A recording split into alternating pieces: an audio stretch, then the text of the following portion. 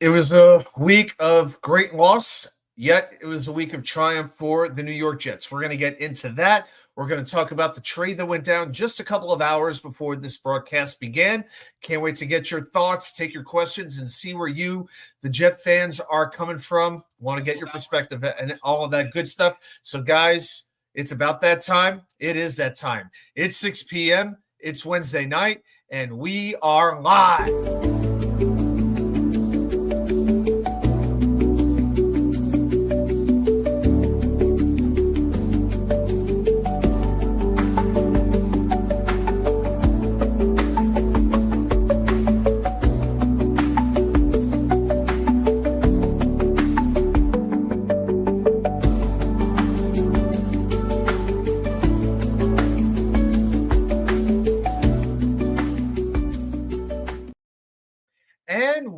Well. Welcome everybody to New York Sports WickerMedia. I'm Watts2K99, and thank you as let me start that crap over. Thank you as always for joining me. I promise I'm sober. Thank you for joining me for this weekly Wednesday Night Live extravaganza. So let's talk about a couple of things that are going on in the world of New York sports. You know what our main event is going to be, as it is every single week. We got some Jets to talk about. Whole lot of news, whole lot of things. Going to talk about this past week's game against Cincinnati. And, of course, we're going to spend the bulk of a good amount of our time paying tribute to number 74, the great Nick Mangold.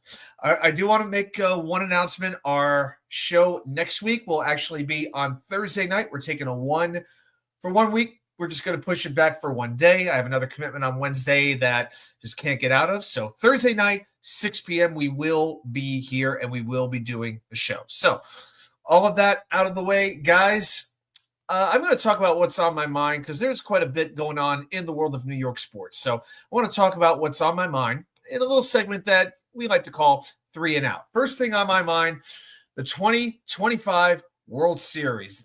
That game 3 was something else. Now, I don't know how late you all stayed up. I made it to about 2 a.m. because I got to be up at 7:15 to go to work, okay? I can't quite stay up the way that I used to, but I made it to this, I think it was the 16th inning. I think I got through 16 innings. The game, of course, ends in the 18th. Freddie Freeman, yet another World Series walk-off home run. I am so glad the Atlanta Braves let him walk. Even though... Not that anybody wants to see the Dodgers succeed. Like, you're either a Dodger fan or you hate the Dodgers. There's no middle ground with them. But I am just thrilled that I don't have to see him in the NL East anymore. Good as Matt Olson is, Freddie Freeman's another level. But game 4, hey, Blue Jays come back. They take it 6-2. And game 5, the rematch is tonight at Dodger Stadium, 8 p.m. It's a rematch of game 1 on the mound. Yusevich for the Blue Jays and Blake Snell for the Dodgers. I do hope George Springer will be able to suit up and play for Toronto because that lineup is that much more dangerous when he's playing. But I got to say this. You're the Dodgers. Don't you have to have this game tonight? Do you want to go down to Toronto down 3-2, needing both games to win? That's one reason I hate the 2-3-2 series. To me, it should always be 2-2, 1-1-1. I don't care about travel. It gives each team a more fair chance to win. If I could own all sports, one of the first changes I would make is that 2-3-2 format. Out. I hate 2-3-2. Okay. Number 2, I'm going to spend 1 minute here on the New York Mets. Antoine Richardson is not coming back. Now, if you're not a Mets fan, you're like, who? What position does he play? He's the Mets' first base coach, and it is really disappointing because this season the Mets became a stolen base machine. Juan Soto basically turned into Ricky Henderson. It was unbelievable. And what's so strange is the Mets kept Carlos Mendoza as manager, which I was fine with. I think he should stay. But they got rid of practically every other coach on the roster at the same time. But they were holding on to Richardson, and only this week does the news surface that Richardson and the Mets couldn't agree on a contract. I need an explanation on this. What did Richardson want that the Mets couldn't give? I can't imagine it's money. The Mets have, as almost as much money as Bill Gates. So I don't get that. Was it a promotion? Was it power? I need an explanation on why Antoine Richardson is not returning, but we'll see. And we're going to spend a minute here on the New York Giants. That's pretty much what I always do during football season on 3 and Out. I always finish it off with the Giants. They lose to Philadelphia 38-20. I admit, though, I was always a little bit worried about Cam Scatterbo. Always. The running backs they're fun to watch, but running backs who play as hard and run as fiercely as they do, they tend to get injured quickly. Now, he's had his surgery. Expectation is he will be back ready to go at the beginning of next season, and I hope he is because he is fun to watch. But you knew Saquon Barkley. He had a rough season. He has been nowhere near the player that he was last year. Now, that could be the OC. That could be the line. That could be maybe, as good a season he had last year. Maybe he didn't really have anything to prove anymore. But he went off on the Giants, a very quick 60-plus yard touchdown, and it was all Eagles from there. But with the Giants, to me, they should be better than 2-6. They really should be. But now on this offense, you had no Malik Neighbors. Now you have no Cam Scatterbo. This team's in a lot of trouble for the rest of the season. And to me, the rest of the year is about what is Brian Daboll as head coach? What is he? Can he coach this team to winning a couple of games where they're almost certainly going to be the underdogs? They're going to be the underdog in the majority of their games going forward. And I'm going to take 1 second to talk about this. This is kind of funny. This Carl Banks, Dexter Lawrence controversy, this whole thing where Carl Banks goes on the podcast this week, his podcast with Bob Papa, and basically calls out Dexter Lawrence for not playing well enough, saying your opponents don't respect you anymore. You're not playing well enough. And Lawrence today responded pretty aggressively to Carl Banks. In my mind, one of the best Giant defenders that there ever was, saying that he's delusional. He was upset Carl said it on a podcast. Well, I don't know, Dexter. Would you rather Carl had said it on the broadcast? Did you want him to send you a letter, a telegram? What are we talking about? So, come on. But Lawrence said, if that's how Banks feels, then F it. That was what he said. So, to me, Dexter Lawrence came across, I thought, pretty bad. He came across very, very defensive. Maybe Banks is trying to light a fire under Lawrence's ass because he has not had the season that he's had in years past. Maybe that was a part of it. And if that's the case, then I don't think Banks is going to mind Lawrence basically throwing a few stones his direction. So we'll see what happens with Dexter Lawrence going forward. All right. Tell you what, I think that's about all we got for 3 and Out. I see we got a few people popping into the chat here. Do what David D does. I think I know who that is. Hey, David D, greetings to you as well. Glad that you're here. I know we got a few other people hanging in the background. If you got other stuff to do, hey, that's fine. Do what you do. If I'm your background noise, if I'm your company in the car, I'm all good with that.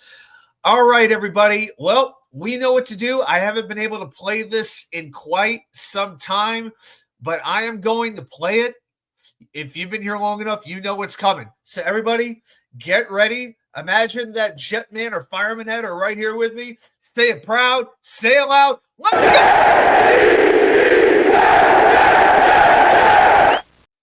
Jets, Jets. A victory. It's Victory Wednesday, I guess we'll call it. It's a victory hump day. And there's nothing like a good hump day, as we all know good and well. All right, so let's get into this game against Cincinnati. The first thing I gotta say about Game 8 here against this win against Cincinnati. Tanner Engstrand, take a bow. The offensive coordinator, he had really been coming under fire the last couple of weeks with as poor as this offense had been playing. But to me, when you have the personnel that this offense has, you could always question a play caller's decision. That's the easiest thing to do. But I felt it was a little bit too quick to jump on him, and I thought that Tanner Engstrand worked up a very good scheme. He clearly got in Justin Fields' head. Whatever he said, whatever he did, along with Aaron Glenn, it worked. Justin Fields was more decisive in this game. He was more confident in this game. He was spreading the ball around in this game.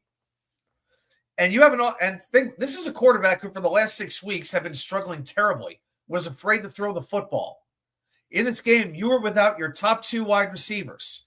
You've lost a couple of key contributors for the season in Elijah Vera-Tucker and Braylon Allen. And I know the Cincinnati defense stinks. I know that. One of the worst. If you watch my preview show, I gave you stat after stat where the Cincinnati ranked 31. Cincinnati was 31 in so many stats they could have started a Baskin-Robbins franchise. But the Jets amassed 500 yards total, 254 on the ground. They had to go out there and execute no matter who's on the other side. Fields completes 21 of 32 passes, 244 yards, and a touchdown. Ran for a touchdown, completed a 2-point conversion. Breece Hall, 18 carries, 133 yards, 7.4 yards per carry. 7-4. I don't think it's coincidence. These things do not happen randomly. But 2 touchdowns as well. And hey, maybe that trade value went up a little bit. Not saying I'd want to trade Breece Hall, but now the Jets are in position to maybe ask for a little bit more for number 20 if there's a team desperate enough to acquire a game-changing running back. Isaiah Davis had the big 50-yard run. Justin Fields ran 11 times. By the way, did you know this? I'm going to give you a stat that I think is good. It surprised me when I heard it. Maybe it'll surprise you all too.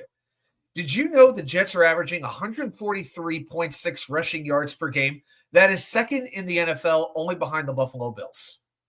For as much shade as we throw this offense, and deservedly so, they are running the ball. The vision that they had for being a run-based team, it is working. They are running the ball well.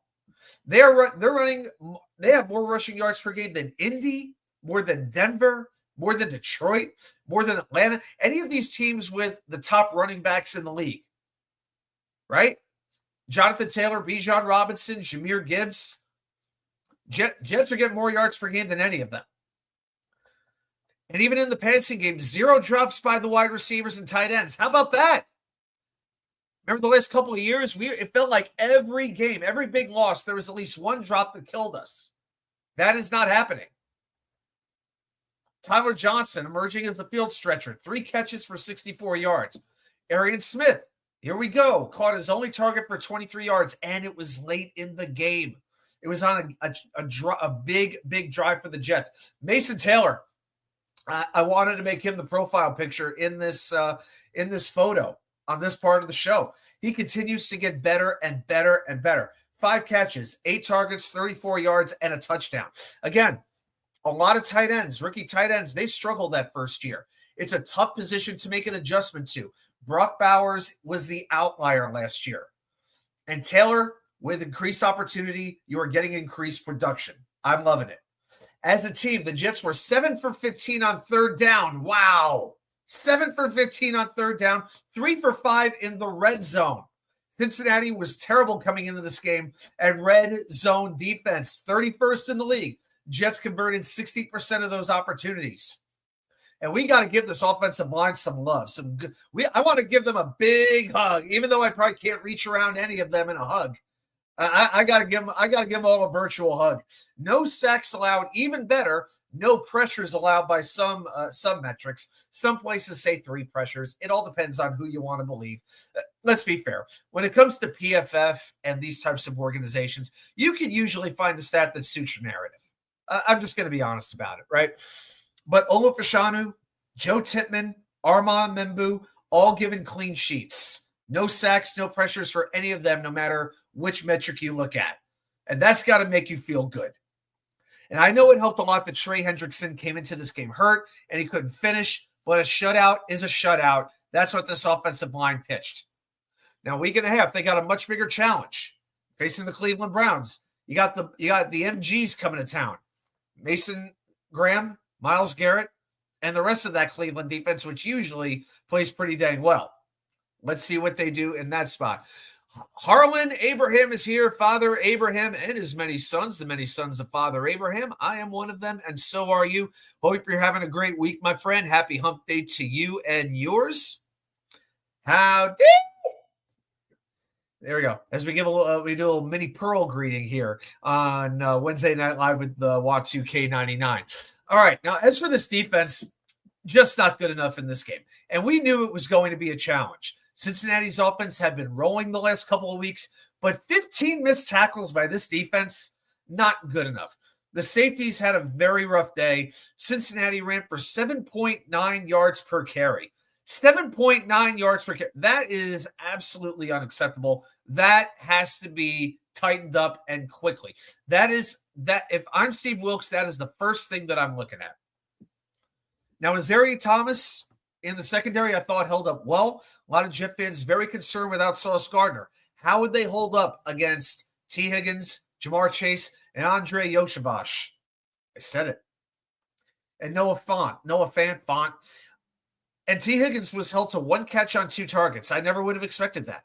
I know the 1 catch was for 44 yards and a touchdown, but if it's 1 catch, I'll take that every time. Brandon Stevens, he was more than fine. And I want to talk about Brandon Stevens for just a little bit. Yes, that's right. I'm just so proud to be here. At my age, you're proud to be anywhere. Oh, my gosh. Yep, we went there. All right. But I want to give Brandon Stevens a little bit of love because there were many, many Jet fans by week 2. They wanted him cut. They called him a bust. They called him Tremaine Johnson, the sequel. Well, I'll tell you what, he has changed he came into this team this season with some bad habits. Didn't turn his head around, things like that. Like he would have good coverage on receivers, but he wouldn't necessarily make the play on the football. Well, I'll give you a couple of numbers. Weeks 1 through 3. He allowed 73% passes thrown in his direction to be completed. Weeks 4 through 8, 55%. 18% improvement. That's right. Definitely remember to hit that thumbs up, spread the word, share the love. Those thumbs up help get the word out about the show. And it allows us to find new people to find the show. And we bring in new fans, and our family grows bigger, tighter, stronger, and that much more crazy. So. Okay, weeks 1 through 3, Stevens allowed 3 passing touchdowns. Week 4 through 8, 0. A goose egg, my friend. A donut, a bagel, whatever your pick. Weeks 1 through 3, no pass breakups. Weeks 4 through 8, 5 pass breakups. Weeks 1 through 3, 104 passing yards allowed. That's about 35 yards per game. Weeks 4 through 8, 114. That's about 23 yards allowed per game. Not too bad. He's gotten better and better and better. And now all of a sudden it's like, hey, you know what? Between Sauce, AZ, and Stevens, that's one hell of a 1-2-3 punch at cornerback for the next couple of years. You know, I mean, Stevens is definitely going to be here next season. His contract, it's a 3-year deal, but you could sort of get out of it after year 2, the way that it's structured. We know Sauce just signed. AZ Thomas is on his rookie deal. That secondary is looking pretty good. It'd be nice to get a little bit of help in safety. And you also throw in Jarvis Brownlee at the slot. Oh, my goodness. Jets can cover. Yeah, you can say a lot of things that are wrong with this team, but the cornerback room, it's looking better by the week. By the week. But this was a defense that Steve Wilks he formatted it. The idea was to keep Jamar Chase and T. Higgins in front of them. He didn't want the secondary to get beat deep. And aside from the one play, with T. Higgins scoring the touchdown, that's what happened. It was sort of a rope-a-dope. And it was interesting. The Jets never, from what I could tell, I don't even know if they blitzed one time. It was about coverage. It was designed to pressure the receivers, not the quarterback. But what they did by that, they invited Cincinnati to run. And like I said, since he ran well, almost 8 yards per carry. But I think that was something the Jets were willing to live with. So in that respect, I don't want to totally kill the run defense. They wanted to take something away, and they did. Will McDonald got a sack, first time since the first week. It was the only sack the Jets had all day. Again, late in the game. The Jets had only 2 hits on Joe Flacco. Again, rushing 4. It's very hard for that defensive line to make it work. But the most important thing is they had 2 drives in a row at the end of the game where they stopped Cincinnati.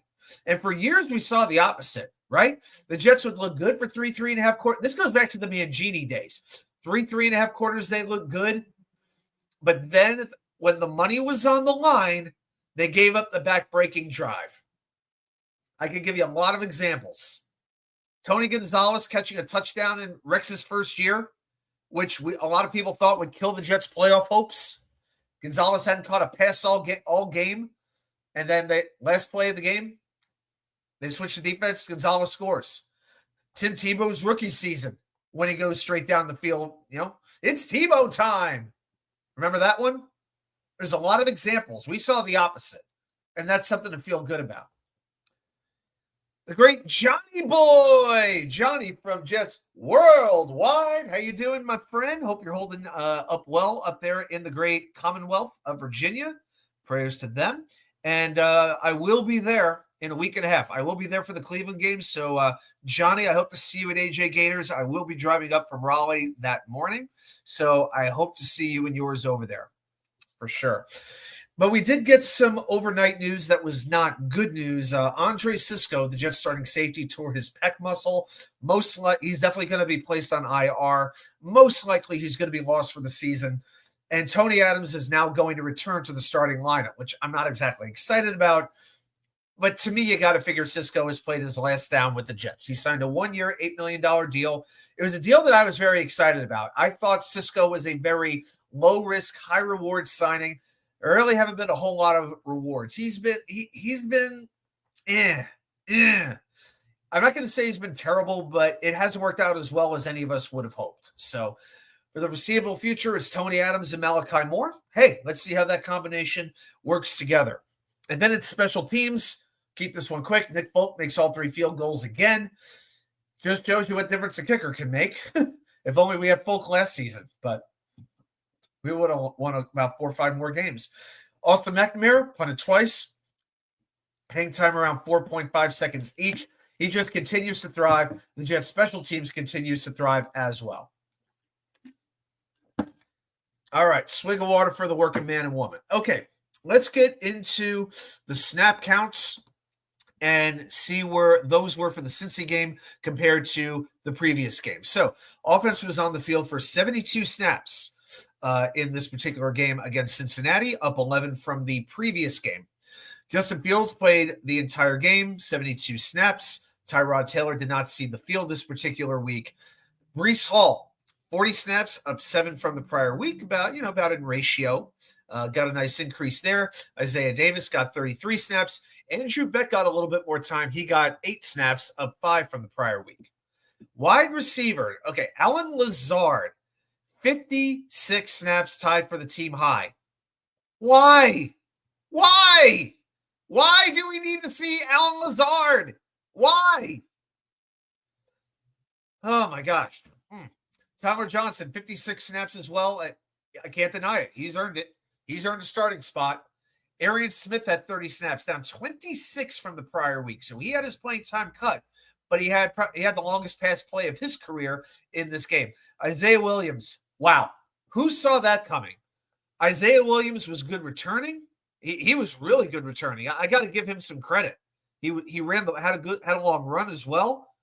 30 snaps, and I got to tell you, he earned it. Yeah, and you know what? I said this on Twitter today. A lot of us were ready to give up on him after that one game where he fair caught a ball inside the 5. Remember that? Like he had some just dumb moments. But the coaching staff clearly saw potential in this kid. And we saw a good glimpse of that on Sunday. So I got to credit not just the player, but the coaching staff as well. Brandon Smith played 8 snaps in this game, promptly got cut, and then promptly got signed back to the practice squad. Again, not a huge deal. Again, Brandon Smith is 28 years old. All right. You're not going to get much from him. And Josh Reynolds is now on IR, so we won't be seeing him probably until early December.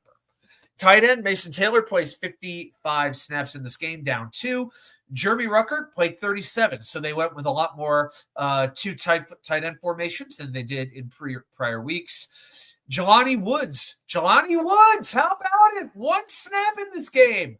This was the first game all year where he was actually active. So I was happy to see Jelani Woods get 1 shot at the field. Hopefully he gets more going forward. And then with the offensive line, pretty straightforward. Josh Myers, Joe Tippmann, Armand Membu, Olu Fashanu, and John Simpson played the entire game. Max Mitchell came in as the 6th offensive lineman for 6 snaps, up 4 from last week.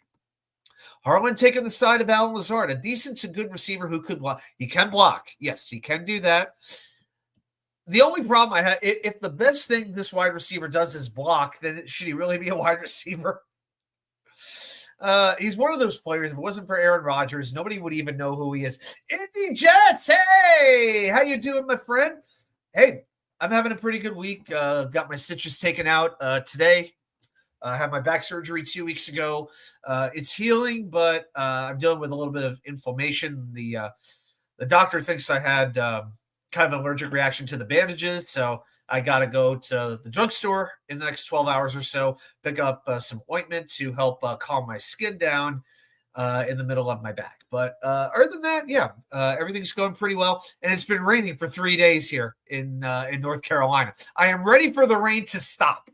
Enough rain. Then again, don't live in Jamaica or Cuba, so count your blessings and you hope and pray the best for those who are affected by the hurricane.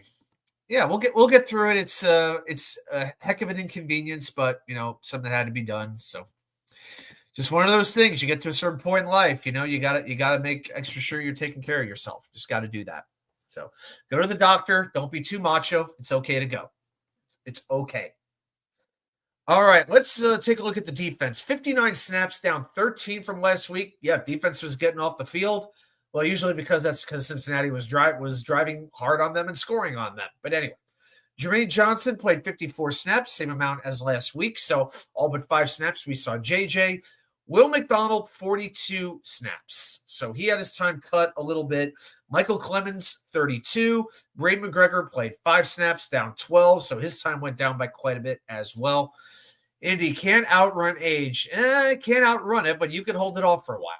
You can hold it back. You can keep him at bay for a bit. Defensive tackle Quinnen Williams, 52 snaps. Harrison Phillips, 35. Jawan Briggs, only 13 snaps. He had a major cut in time from 32 snaps to 13. And Peyton Page, how about this? Peyton Page makes his NFL debut, played 3 snaps. Was graded pretty low, though. He had like a bottom 5 grade on the Jets defense, which I'm like, what do you expect? It's his first game, and he played 3 snaps. What are we talking about? And Jay Tufele will probably be inactive for the foreseeable future. He did not play in this game, which is why they called up Peyton Page from the practice squad. Linebacker Jamin Sherwood played only 41 snaps. That's because he was benched for the first quarter. Kiko Malagoa played 19 snaps. Michael Walker played only 1 snap. So the Jets had a lot of situations where they're playing one linebacker. So we got to wonder. Oh, and Quincy. I think I deleted Quincy Williams. Oh, my bad. Yeah, I got to double check that. I think what, Quincy came back. Quincy came back after he had been out. So that's why. Okay. I knew something looked wrong there for like a minute there. So I will go ahead and pull that up. Here we go. Quincy Williams snap count. Here we go. All right. So there we go. So Quincy played 52 snaps in this game. So that was all but 7. Okay, there we go. Hey, drop your email. Want to make contact, invite you to watch party in Charlotte. My email, I'll throw it in here. Yeah, this is more like my non-personal, this is more like the business side email. Yeah, I'll throw it in here. If anybody wants to get in touch with me, you could always email me this way. And it's also on the channel. So I do post my email publicly. So there you go. It's pretty easy. Watch2k99@gmail.com. So there you go. All right. So then other than that, yep, there it is. All right. So all right, now we have that down. So Quincy Williams played 52, Jamin Sherwood 41, Kiko 19, Michael Walker 1. Cornerback, Brandon Stevens and AZ Thomas played the whole game. Jarvis Brownlee played 40. How good does this guy look? Isaiah Oliver played 19 snaps, had an uptick. Michael Carter II. More on him in a little bit. 6 snaps after not playing the prior week. And, of course, Sauce did not play in this particular game. Safety Malachi Moore played the whole game, 59 snaps. Had some tackling issues, but played the whole game. Andre Cisco had 48 snaps before he got hurt. And Tony Adams came in to play the 10 snaps that he would have missed otherwise. All right, so that's what we're looking as far as snap counts go. All right, so let's get rid of that. So that's it for the recap. So now let's go ahead and talk about Tankathon. Yes, it is still that time, and we got sort of the Halloween theme going on here. So you got to you got to kind of like that a little bit, right? All right, so let's look at the standings right now. All right, so the Jets are currently in second place. I'm gonna go ahead and let's see if we can. I always want to make this a little bit, make this a little bit bigger for you. All right, so the Saints are 1-7, the Jets are 1-7, the Titans are 1-7. But look at the strength of schedule. The Saints and Jets are deadlocked at 496. So for anybody out there who is thinking, "Oh, we lose one game, we're going to blow the tank," no, we're not. We're still second. And the truth is, we're really tied with New Orleans. And, of course, these two teams will face off down in the Big Easy much later this season. The one thing I will say, New Orleans has a easier strength of schedule going forward than the Jets. So if all else is equal at the end of the year, there's a good chance the Saints would finish ahead of the Jets, and there's a good chance they would go quarterback. All right. Tennessee 1-7. Their strength of schedule much harder. It is 0.65 harder than the Jets. So I got a green plus 0.65 there. The 6 lost teams are Cleveland, who the Jets have this week, Miami, who they have again down the road, and the Giants. And only the Giants have a harder strength of schedule. So that's one thing to notice. Cleveland and Miami right now would finish ahead of the Jets if the teams finish tied. So this game against Cleveland is big for the tank. It's one of those things. If the Jets win, that means they have a winning streak. If they lose, well, it's they pretty much held Cleveland at bay for the time being. 5 lost teams, you got 4. You've got Baltimore, who I am pretty sure will not be dropping to the 6th spot at any time. I feel pretty good that Baltimore will not be in this top 10 much longer. But you've got the Raiders, you've got the Cardinals, and you've got the Bengals.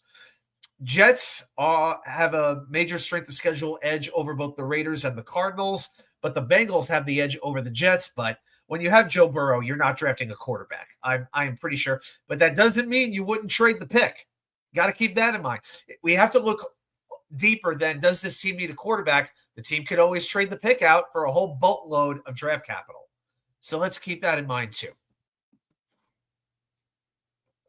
Jets should not tank. Win as many games as you can. Absolutely. Harlan, I am absolutely on board with that. Like, what is a tank really? What do you do? Do you go up to the players and say, guys, we need to suck this week. We need to not try. Justin, I want you to throw a couple of passes into the stands on purpose. Can you do that? Do you mind having your numbers go down a little bit? Do you mind doing that? No, you don't do that. If you do that as a coach, you lose credibility in the locker room. I'm sorry, but you just lose your credibility. All right, Indy, thanks so much. I'll definitely check it out, see what I can do. I could always get to Charlotte pretty easily from Raleigh. It's like a 2-hour, 15-minute drive, or I could always, even Amtrak goes from Raleigh to Charlotte. It's a pretty nice drive. Pretty nice ride. All right, so that's what we got with the standings. So let's look. We're going to do this every week. We're going to look at the perspective of the FPI rankings, the Football Pro Index. So again, like we said, we've talked about, each week during the season, ESPN simulates the remainder of the season 10,000 times. Now, the last 2 weeks, the Jets have been projected with the first overall pick. Now we have dropped from first to third. Okay, so I've got last week's standings versus this week. So last week, the Jets' average draft position was 2.7. This week, it is 3.9, which is essentially 4. Okay, essentially, it's 4. And the other teams, I'll just give you perspective. Tennessee is at 3.3. New Orleans right with us at 3.8. And Cleveland's right behind us at 4.1. So you got New Orleans, the Jets, and Cleveland kind of all bunched up together. Tennessee a little bit ahead. And I wonder if Tennessee would really draft a quarterback, considering they just drafted Cam Ward number 1 overall.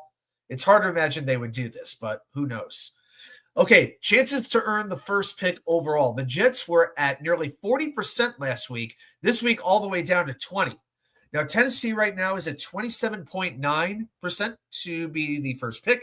New Orleans, 22.5%. The Jets, 20.4%. And Cleveland behind us at 18.5%.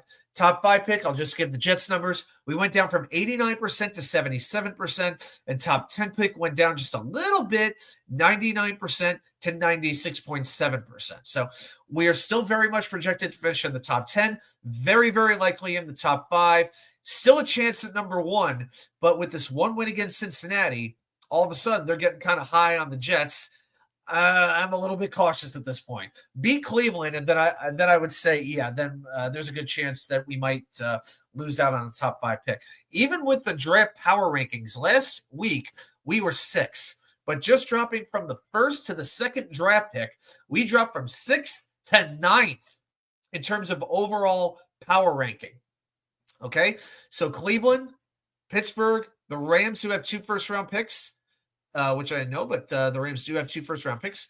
Philadelphia, Baltimore, Houston, New Orleans, Miami, and the Jets. Again, not having that 3rd-round pick. That's what's hurting it.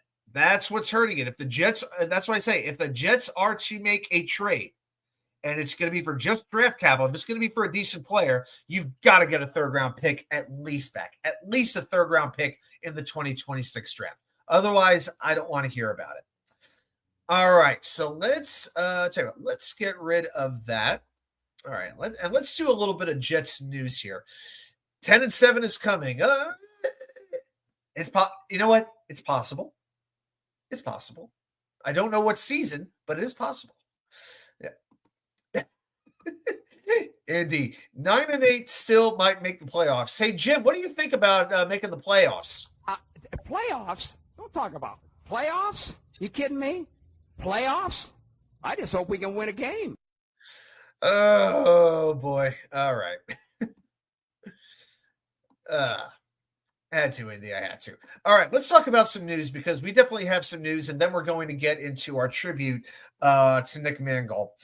So the Jets did hold a bye week practice on Tuesday. They practiced on Tuesday. Sauce Gardner did practice. Garrett Wilson did not. Aaron Glenn did not name a starting quarterback. But the fact that the Jets were working out quarterbacks today, okay, Desmond Ritter who stinks. All right. And Dorian Thompson-Robinson, who has like a hint of upside, a little hint of upside. That tells me they might be a little bit worried about Tyrod Taylor. I would watch out for that. If they're working out quarterbacks, that's something to be watching over the next week. But I don't think there's any way Justin Fields does not start this game against Cleveland. But again, trade deadline is next Thursday. So, yeah, the next time we do the show, it will actually be the night of the trade deadline. So we'll be able to recap anything that might go on. Again, guys, I mentioned this at the top of the show. Next week's show will be Thursday night at 6 p.m. I will not be here on Wednesday.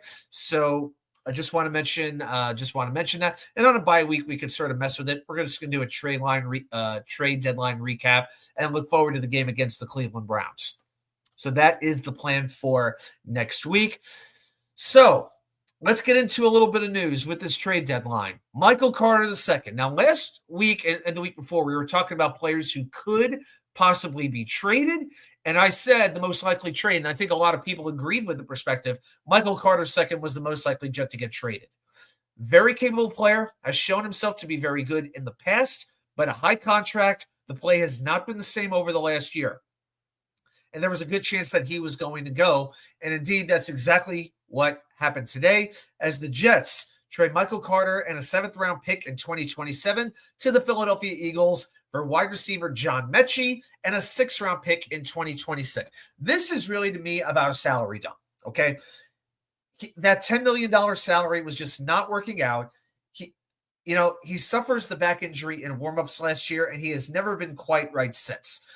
The Jets made clearly a very good trade to get Jarvis Brownlee in here from Tennessee, and he has been far better than Carter has, at least for this defense. I'm not writing off Carter's career, but it was over here, and that's okay. It's business.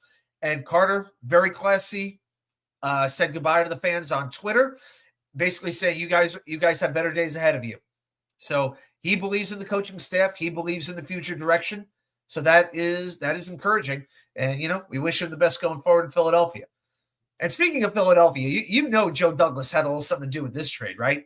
He drafted MC2 as GM of the Jets, one of his best mid to late round picks, no question about it. And now he's back with Philadelphia. So, hey, it works for me. Indy, I'm sorry, but I'm not exactly going to be playing the violin for your Pacers. I do not have that in me right now. Oh, gosh. So, yeah, Michael Carter, we want to thank you. We acknowledge you for being a very good Jet, but we just got to say it just like we do when a major player leaves the Jets. He gone! He gone! So, MC2, onward and upward. We salute you and we thank you. So, let's talk a little bit about John Mechie. Oh, that's right. I'm surrounded by a Celtics fan. So, a Celtics fan, a Pacers fan, and a Knicks fan walk into a bar. And they hit each other over the head with 2x4s. But so let's talk a little bit about John Mechie, what he brings. What are the Jets getting here in this player? Well, he's 25 years old, 6 foot even, 195 pounds, was a 2nd-round pick out of Alabama in 2022. And he's been through some adversity in his career. He tore his ACL in 2022. In 2022. Then he missed his rookie year due to having leukemia, which he did overcome, thank goodness. So that kind of set him back. And then this offseason, Houston traded him away to Philadelphia. And he hasn't really played. He's played 7 games, 18 snaps, no injuries. He was never on the injury report this year. I just think he's been buried on the depth chart between Brown, Smith, Dotson, guys like that. So, where's your NBA championship, Indy? Exactly what kind of thing are you inviting to me in Charlotte? I'm going to get the shit beat out of me here? That's in Charlotte. Just don't put me on the subway in Charlotte, please. Don't put me on the links. You never know what might happen there. Anyway, sorry about that. All right. But anyway, this year, 31 snaps, 4 catches for 18 yards, 1 touchdown in his whole career. That is not exactly going to excite you. But here's the thing. I don't think he's ever really gotten much of a chance in Houston and Philly. These are 2 teams that are very deep at wide receiver. In Houston, you have Collins, you have Kirk, a couple of other players as well, Hutchinson. You got some good players. Dalton Schultz at tight end. Here, this is going to be the best chance that he has to get some playing time. Yes, ABA championships, and the last one was 1973, the same year as the Jets. I know what's up. As the Knicks, whatever. Anyway, 1 touchdown catch in his career. So maybe here he gets more of an opportunity. Let's see what he can do. What he can give you, he's very quick and he's elusive. His feet are very sudden. He's got that. He can help you in the return game if needed. Strong hands. He can block when he needs to. But he has kind of a slight frame. He can get out muscle. If he faces press coverage, that's going to be a struggle. So it's up to Tanner Engstrand to help get him in space, use those feet in ways where he can create a little bit of separation. One thing that Arian Smith can do is he can separate. He gets separation about as well as any wide receiver in this league. There's stats and charts that bear it, okay? Mechie can do kind of the same thing. I'll be very curious to see who gets how they're going to divide up the playing time in these next couple games, especially considering when Garrett comes back. We know Josh Reynolds is on IR. He's going to miss at least 3 more games. Who gets the bulk of the opportunities? Now, I think Tyler Johnson right now has earned a starting spot. I really do. After that, do I really need to see Alan Lazard despite his blocking prowess? No, I want to see Arian Smith and John Mechie get opportunities. Let's see the ball go to them. Let's see what happens. And as far as the contract situation goes, his rookie deal, this is his 4th season. His rookie deal expires after this year. Afterwards, he will become a restricted free agent. So it's basically a 9-game tryout that Mechie has. They can tender him a deal if they wanted to at the end of the season. I don't know if it's going to be a ton, but it's worth the look because we know that this team needed a lot of help. So, especially in the wide receiver room. I see we got a question coming through. I know that the contract was $10 million for Michael Carter. Let's see here. Let me see if I can get you an exact number. He might already be moved. Okay, here we go. So trade pre-June 1st. So the Jets now have a $4.8 million dead cap hit for this year by trading him. 2026, this is a trade pre-June 1st. So according to what I'm seeing on Over the Cap, it's $3.6 million in dead cap money, and they save $8.65 million. So that's yes, that's a good amount of money to be saving. So a little bit of a cap hit, but they definitely have some more money to work with now. Yeah, let me see if I can find anything. Yeah, it was 3 years, $30.75 million. Yeah, $18 million in cap space.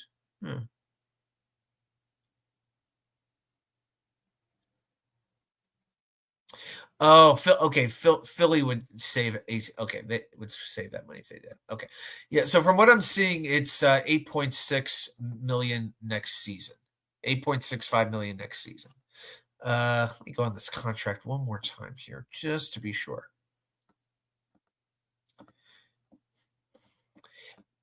Okay, so the contract. Okay. So he's under contract for 2026 and 2027. Okay, now it makes sense. So the Jets save $8.65 million in 26, $9.85 million in 2027, and $1.6 million in 2028. Wow. They're saving basically $20 million is what they're doing. $20 million over 3 years. I'd say that's going to be well worth it. Hey, Billy. Hey, oh, the question came from Billy. Awesome. How you doing, Billy? How you doing, buddy? Very, very good. All right, guys, we're going to go ahead and get into the main topic here. And let's do a quick like check. All right, I see we're doing okay on the likes. But remember, we're not quite at 15 yet. If you want to spin the wheel at the end of the show, you got to hit that thumbs up button. All right.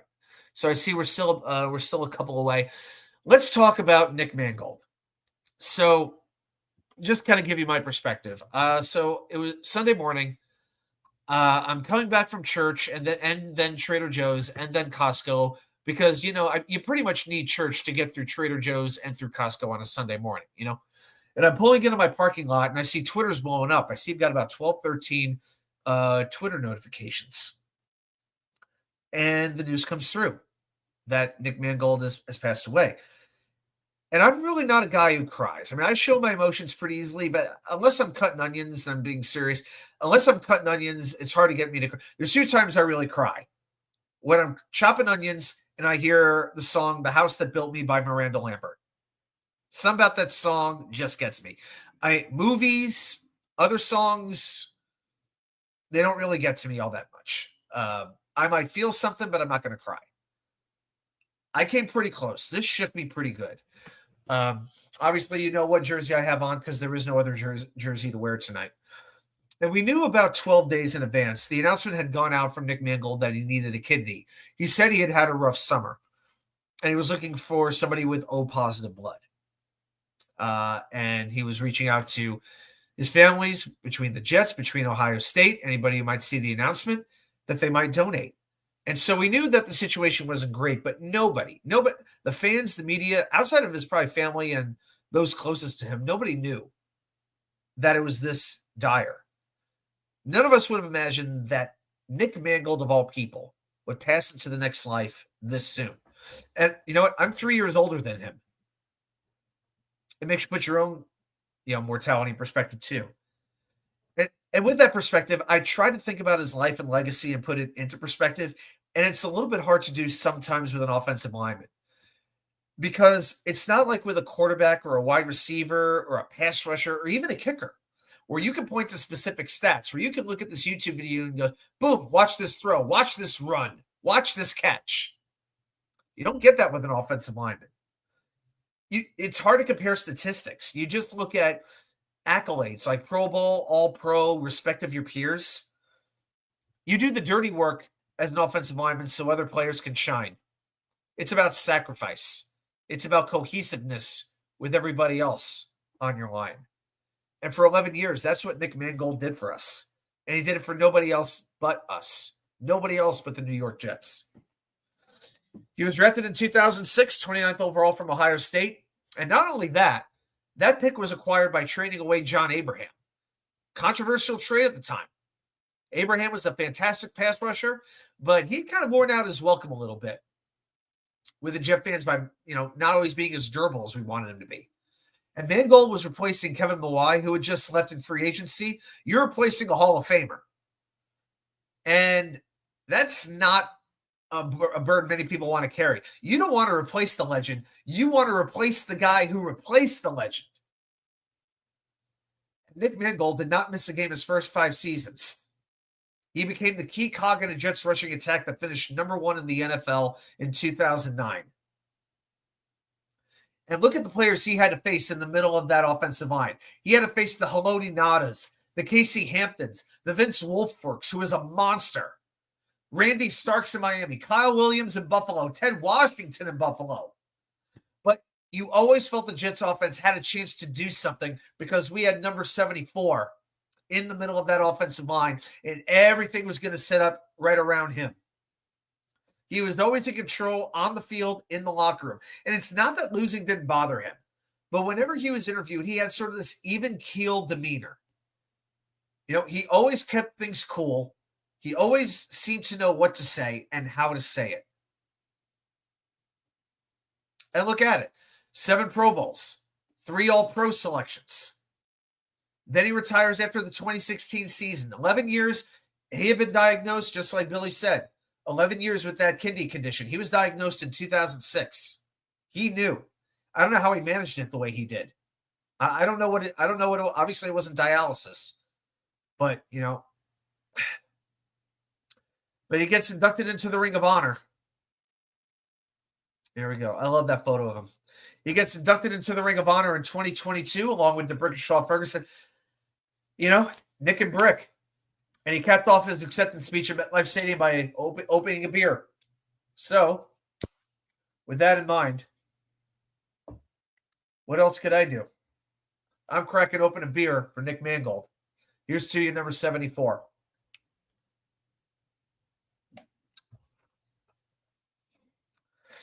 And even after that, he was still coming to Florham Park. Billy's exactly right. A lot of us wanted Nick to be our O-line coach.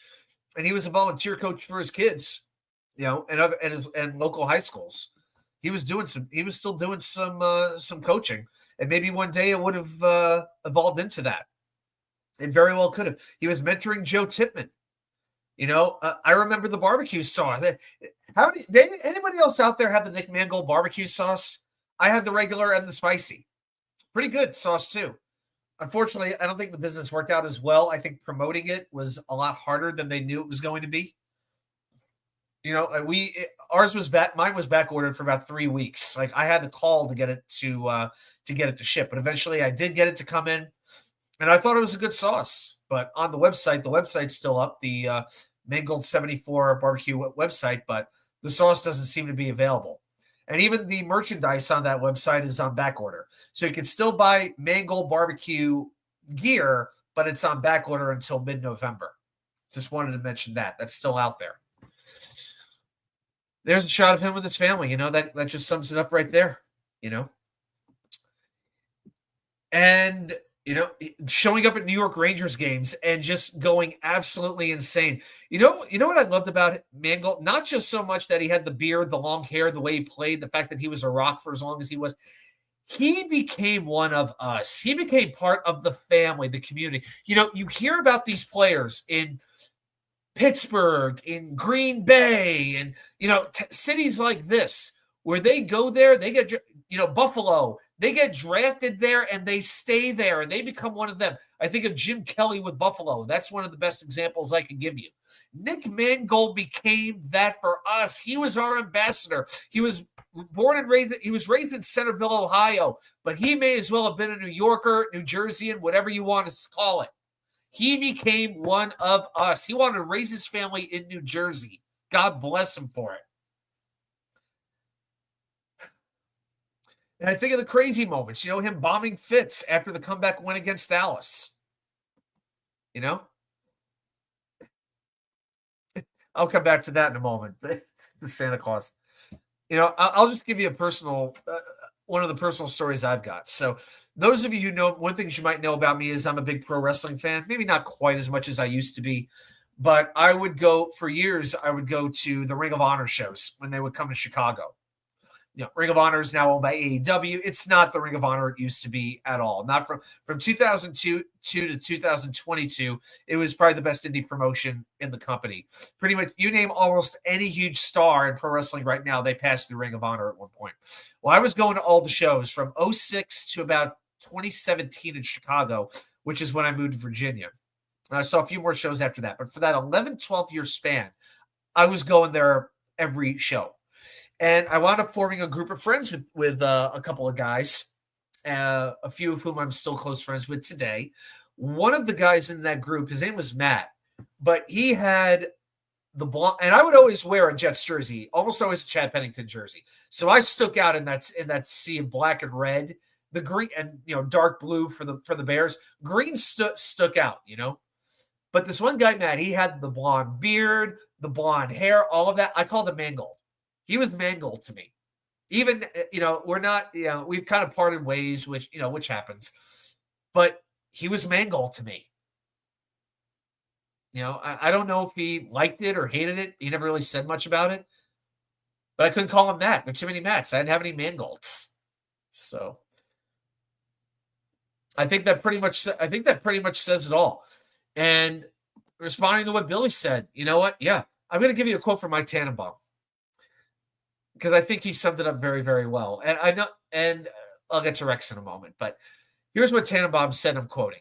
he was one of the rare people I've ever met where he was joyful and affable and yet tough and dependable as they came.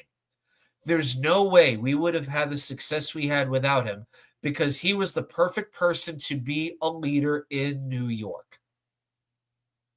He had broad shoulders, and in the good times and bad times, he held people accountable, but he did it in a way that people really enjoyed being around him. End quote, what a treasure. It is hard to find those types of people. I get down when people say this guy can't play in New York. This guy can't play in New York. To me, that's hogwash. I don't believe that. I've never believed that that's true. But it takes a special kind of person to be a leader in New York. It takes a Mark Messier. It takes a Derek Jeter. It takes a Patrick Ewing. It takes that kind of a person. Even an Eli Manning, believe it or not. Lawrence Taylor, those kinds of guys. Nick Mangold could do that sort of thing for the Jets. That's pretty amazing. And I'll tell you what, within 15 seconds of getting the news, I thought about Rex Ryan. And I've said before, of all the teams that I root for, Rex is the favorite head coach I've ever had for any of them. Mets, Jets, Knicks, Rangers, I put Rex at the top. I could say Mike Keenan because he won a Stanley Cup. You know what? He was there 1 year. And Rex helped make being a Jet fan cool. And how many times in our lives has being a Jet fan been cool? Let's think about that. And I wanted to see his reaction as much as I wanted to see anyone else's. You knew be emotional. Him breaking down almost made me break down for that 1 minute that I watched. And God, I wish Rex had a podcast. I wish Rex was on social media. I just wish I could hear him go on for 30 minutes, 40 minutes telling stories. Because we know how emotional Rex gets. So I went into it knowing that was going to happen, but it was like, 1 minute. I wish he had an hour. I wish he had an hour. I really did. He relayed the story of Mangold fighting through an ankle injury to play in that 2014 season finale, even though he was doubtful for the game, was not supposed to play. I'm going to go, guys, I'm going to go get some. I'm going to be right back. I have to get something.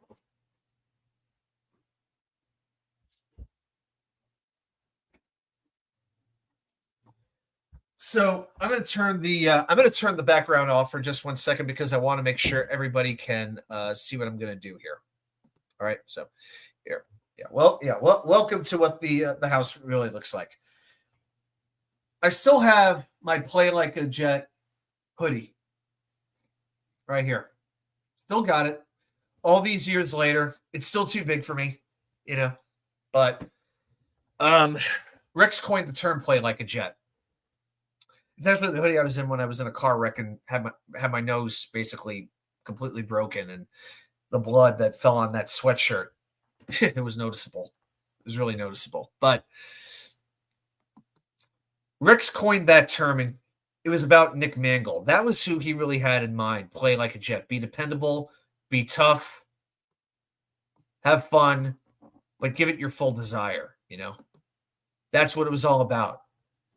Mangold embodied that as much as anybody did. Now, Play Like a Jet's more of a punchline, isn't it? But then it was something we can be proud of, and one day we will again. Any Jet would put Mangold on his Mount Rushmore of Jets. Wow, that's a bold. Martin, Namath, Klecko, I'd say most people would agree with. Mangold, some people would make the argument. It's not the worst argument. For me, I think I have put Don Maynard, Winston Hill right there. But Mangold's Revis, I guess, as much as I don't want to, I still hold on to bitterness over where he went one. But yeah, if Mangold, I would say, top 10, top 8. I think that's very, very fair. By the way, guys, I see we're at 14 likes. We need one more like, and we'll spin the wheel later on in the show. So if you want to spin the wheel, hit that thumbs up, guys. We need one more thumbs up. But just to sum it up about Mangold, and then we're going to talk about one other thing that I think we should talk about when it relates to Nick. He was the flag bearer. He was a guy everybody respected. Players, fans alike, even Ted Karras, the current Bengals center, after the Bengals got beat by the Jets on Sunday, he started his press conference talking about Nick Mangold. Okay? He spoke for a full minute about Mangold, about his connection to the state of Ohio, about the way he played the game. Mangold may have been an opponent, but everybody admired him, just like we did as fans. He wasn't just that he was great. He was tough, consistent, he was funny, he was sincere, and he was generous. Again, Saint Nick himself. Little Saint Nick. All right. But, he'd appreciate it. But you watch these other videos. The Jets previewing a game in Europe. They'd send Mangold over there, and he's trying British food. God bless him for trying that. The charity work he would do with the police department, the fire department, the tailgates, right? Remember that? The tailgate center with Nick Mangold? He'd try out 2 different fans' food, and he'd let them know what he thought about it. He'd pick a winner. All this kind of stuff. That's what I'm talking about. I say Mangold, he was kind of like our emblem. And I don't know who steps up to take that mantle on right now. Like, I don't know if Corbett would do it, but again, Mangold just had that loud, outgoing personality, if that makes sense. Not obnoxious, but just he had that outgoing side to him. He was a character. And without him, who else is there to do that? But, of course, the biggest void is his family, All prayers and love to Jennifer, his wife, their 4 kids. And, I watched – I'm going to take this let's take this down now. I watched the Jets social media team reposted about 22-minute documentary on his journey to the Jets Ring of Honor. And he talked about kids and the idea of having grandkids one day, and to think that he passed away before his kids even became teenagers. At least they have video and things like that of him, but most of his kids don't remember him even snapping a football.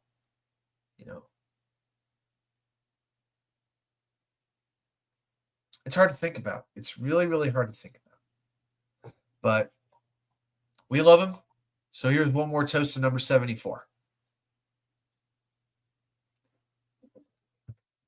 All right. So now where do we go from here? Do the Jets retire number 74? Remember, Olu Fashanu wears 74.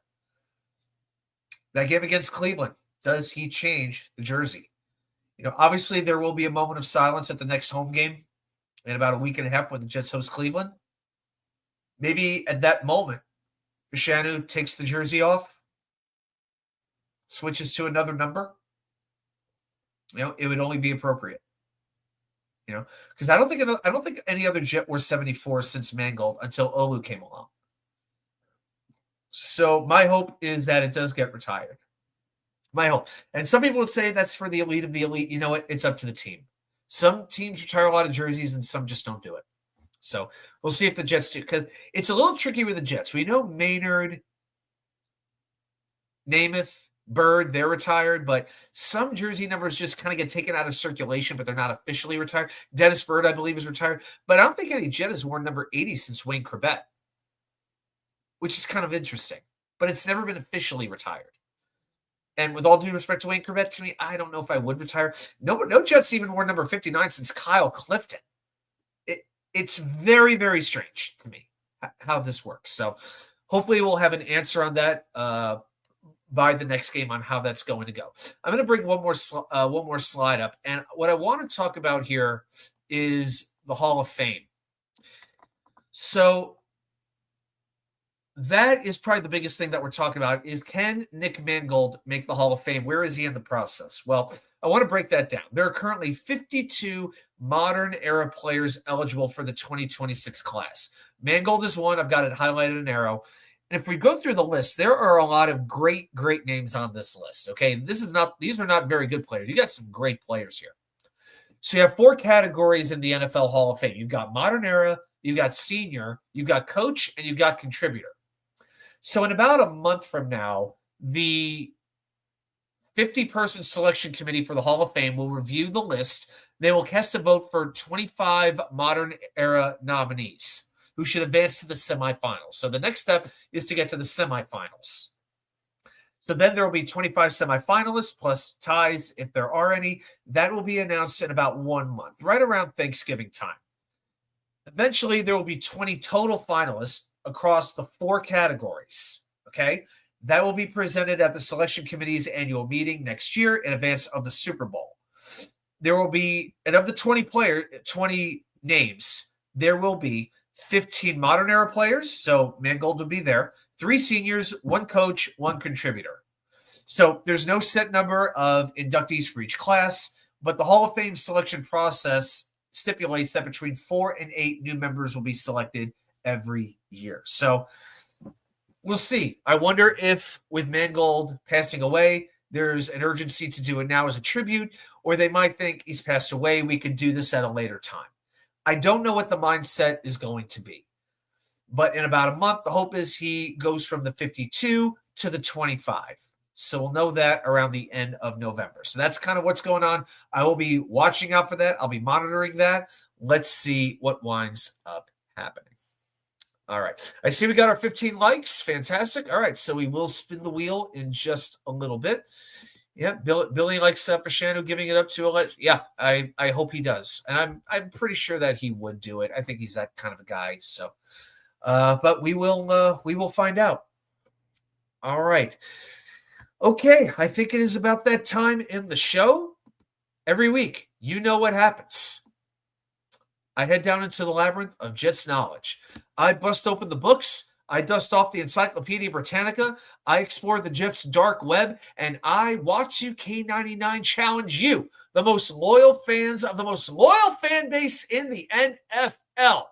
How much do you know about your New York Jets? So, if you are ready, let's play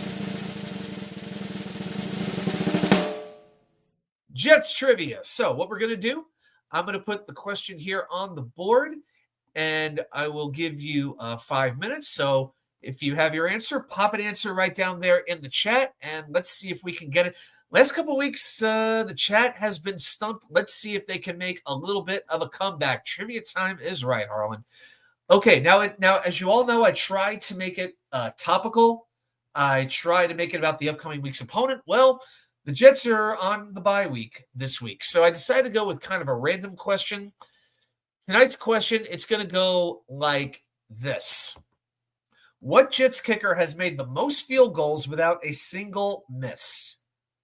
So what kicker in Jets history has made the most field goals, has a 100% field goal rate, and has never missed a field goal? Let's see what your answers are. So we're going to have the 5 minutes count down. And while you all are doing that, I'm going to get the wheel ready to go.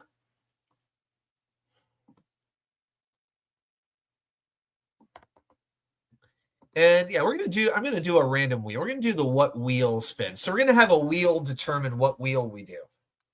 Yeah. So last time we did the Jets 100. This time I'm going to make it a little bit more random. Okay. Harlan Abraham goes old school. He goes with Jim Turner, Super Bowl winning kicker Jim Turner. Is it Jim Turner? It's not Jim Turner. Yeah, Jim Turner missed a few kicks.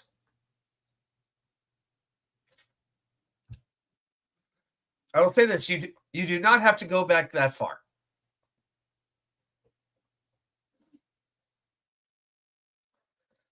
I appreciate you guys hanging out for sure. Yeah, this has been a fun show. A little sad at one point, but, you know.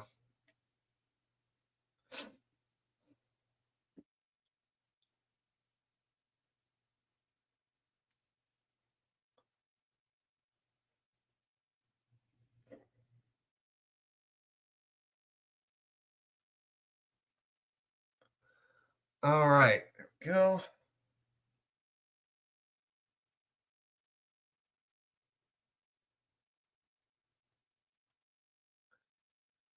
All right, anybody else have a guess at this point? Got about 3 minutes, guys. What Jets kicker has the most field goals made without missing a single kick?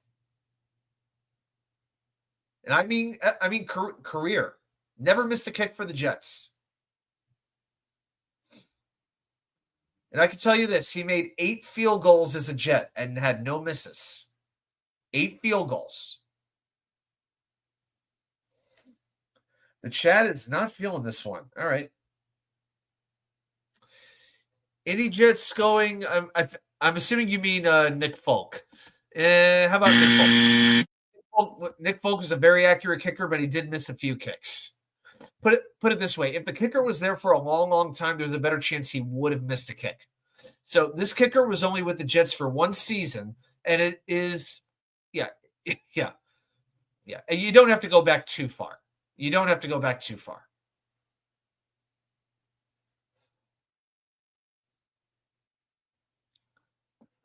So, yeah, it was with the Jets 1 year, made 8 field goals.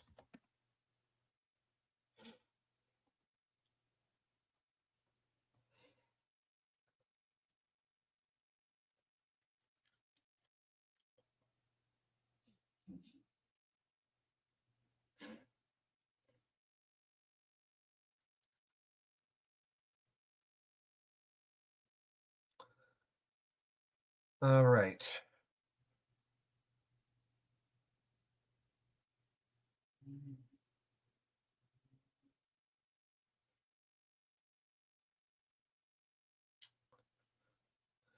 Billy SBC goes with Pat Leahy. Is it Pat Leahy?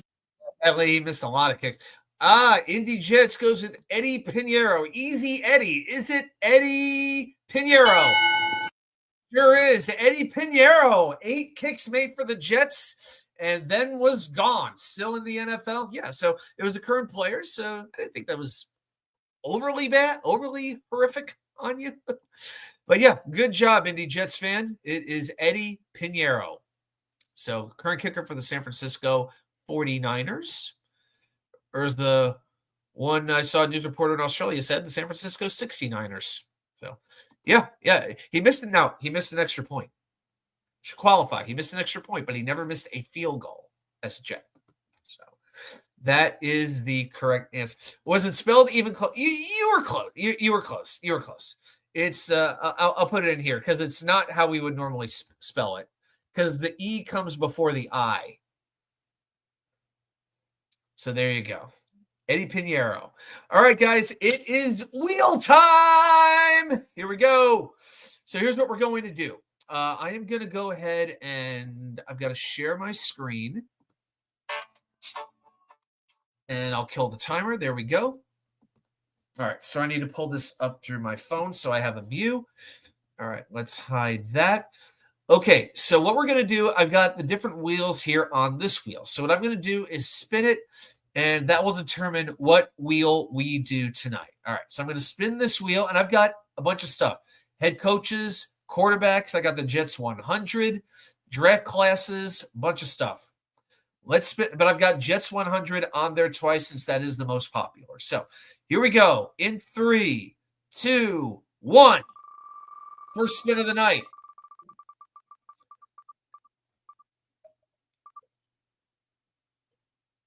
All right. We are going to do the Jets offensive line wheel. All right. So I'm going to go there.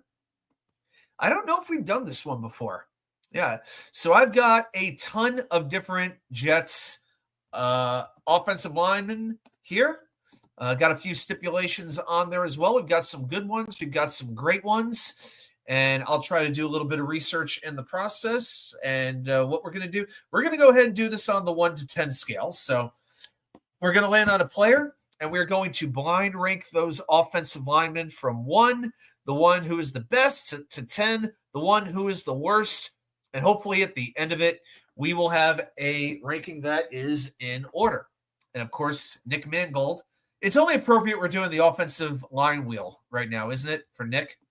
So, yeah, we land on Nick. We will. I think we might automatically make him number 1. I feel like I should make Mangold number 1 automatically, but yeah, I don't know if the wheel might have a temper if we try to do that. So yeah, Jets would have resigned him, but he didn't have range. Yeah, that's true. Yeah, but with these new K balls, everybody's got some range now, right? Okay, guys, here we go. So offensive line. Want to do? All right, yeah, we'll go ahead and do the picks. So everybody, if you would like, pick a name that is on this wheel. And if we land on that particular player, then you get to pick where that player is going to wind up on the countdown, on the list. So I'm going to give everybody a couple, maybe a minute or so, claim whatever player you would like. We land on him. You get to put that player where you want on the wheel. So we have quite the variety here, don't we? Oh my gosh. Yeah, some of these names. Yeah, oh boy. We've got Adrian Clark. We got everybody from Nick Mangold and Brandon Moore and Winston Hill to Colin Baxter and Dave Cadigan and Adrian Clark. Whew. Indy wants Jumbo Elliott. Okay, cool.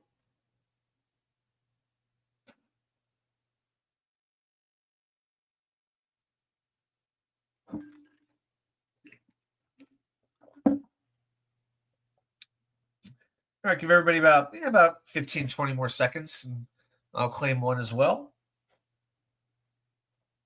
All right. I think just on a random side note, a little food thing, I want to try Dave's Hot Chicken. Does anybody, if you've had Dave's Hot Chicken, let me know in the chat if you've had that before. Yeah, they just opened one here in Raleigh about 10 minutes from my place, and we're starting to get that cold weather. We've had 3 days in a row of rain, and when the weather gets like this, I just get in the mood for spicier food. So, David D, delete last pick. I guess David wanted Jumbo Elliott. Okay. All right. About 10 more seconds. I'm going to claim, I'm going to claim Kevin Mawai. All right, here we go. We're going to do spin number one. Billy wants Brandon Shell. Okay. Harlan's not a spicy food guy. Hey, no problem. I'm not a guy who's going to have like Reapers or anything like that, but I like jalapenos. I like habaneros. I make a mango habanero sauce that I put on chicken and pulled pork and things like that I like. So, I don't want to blow my head off, but I like to wake my taste buds up a little bit just to let me know I'm alive,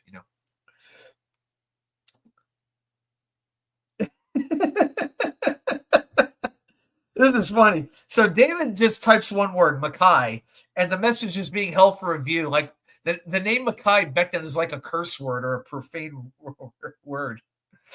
YouTube actually flagged the word Mackay. That's funny. That's funny. All right, here we go. Spin number one in 3, 2, 1. And again, we're doing 1 to 10, just like we would do with a normal Jets 100 wheel. And we land on Dan Alexander. Okay, so Dan Alexander was a Jets right guard for many, many, many years. He was a Jet, I think, from 1977 to 1989, and I think he played only for the Jets. Right? Never really got a lot of love, never got a lot of respect, but played 77, 89. You played 13 years for one team, played 183 games, started 183 games, playing 192. It's pretty good. Recovered 5 fumbles, but no Pro Bowls, nothing like that. Really never got a ton of recognition. Second team by UPI in 1985 and 1986. So kind of coming across as a good player, but not like an elite player. So where are we going to put him? Okay, we got a couple of people. Hey, Duncan Stewart, how you doing? A 1-game winning streak. Not only that, Duncan, but this is going to be the second straight week where the Jets don't lose. I call it a 2-week unbeaten streak when you got the bye coming up. That's right. All right. So, all right, I see a couple of number 4s. I think that's kind of reasonable. I think like right in the middle is about where I would go, but okay. Give everybody a little bit of time to put their vote in for Dan Alexander. I just feel like that's a player nobody talks about, when they do these retrospects. Like, where are they now? Dan Alexander never gets talked about. Never. All right. Maybe a few more seconds. Nobody ever mentions, Billy says, Randy Rasmussen. We do mention him here because he played 14 years for the Jets. Yeah, we definitely give Randy Rasmussen some love. And he was an inaugural Ring of Honor member. That's important. Dan Alexander, he's never been recognized. Now, I'm not saying he was some otherworldly player, but he was here a long freaking time. Indy, number 5 is safe to anyone on the line in 2019. Hey, Jake Asman, how you doing? How you doing, man? Thanks. Hey, Jake, thanks for all the stuff that you're doing. Thanks for having Beningo on every week, even when some of his opinions drive me nuts. I always love the entertainment. And, we definitely appreciate all that you do. And I hope one day get to meet you in person. Billy, he played in the Super Bowl for the Jets. Yes, Randy Rasmussen absolutely did. Yeah, when you play in the Super Bowl and you play in the 80, you play in the Mud Bowl, you've done something. All right. Looks like number 4's got it. So we're going to put Dan Alexander as our number 4. All right. So that is that is going to be our first pick of the day. There we go. All right. So now we're going to do spin number 2. I'll give everybody a moment. If you want to change your pick, let me know. Bro, to pain. I got angina and hemorrhoids from 55 years of rooting for this team, this crummy team, bro. All the love, bro. All of it, bro. I gotta go play some golf. I've actually been listening to Beningo since 2002. The overnight shows when I was in college. I've been listening to them going to college in Boston. I just randomly happened to find him, and met him twice. For the most part, it's in person. He was cool. In person, he was cool, but I came to realize he's very, very cantankerous. I'll put it that way in person. And maybe the problem was the last time I met him in the airport, and I didn't know he was just so high strung in an airport. I actually met him in the security line. It was maybe one day I'll tell. I don't know if I want to tell the whole story at this point, but maybe at one point I'll tell that story.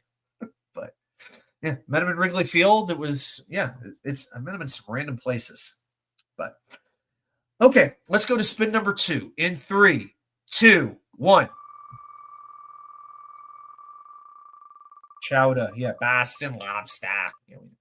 All right, and we're going to land on. This is a close one. Oh, wait a second. Got to customize this. All right, show title. Wait a second. After spin.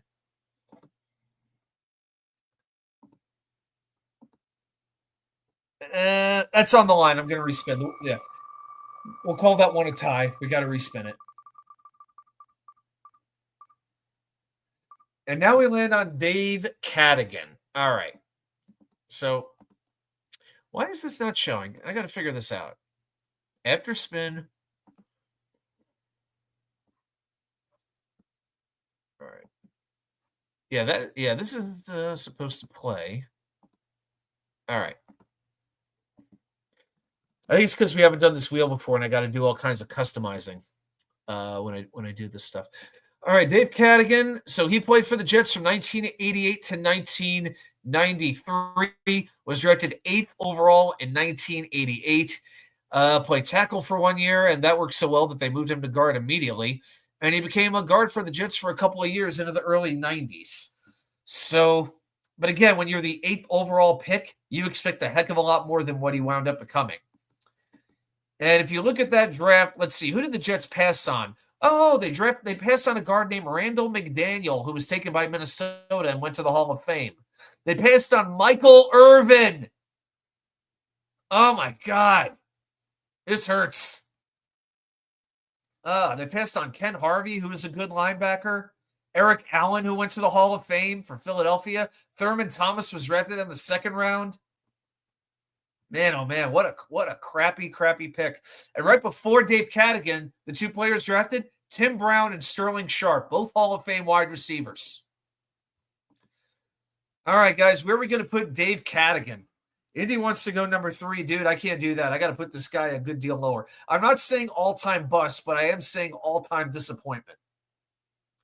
If I personally, I'd be putting him around 7, 8, somewhere down there. But Chad, it's up to you guys. Where do we want to rank Dave Cadigan?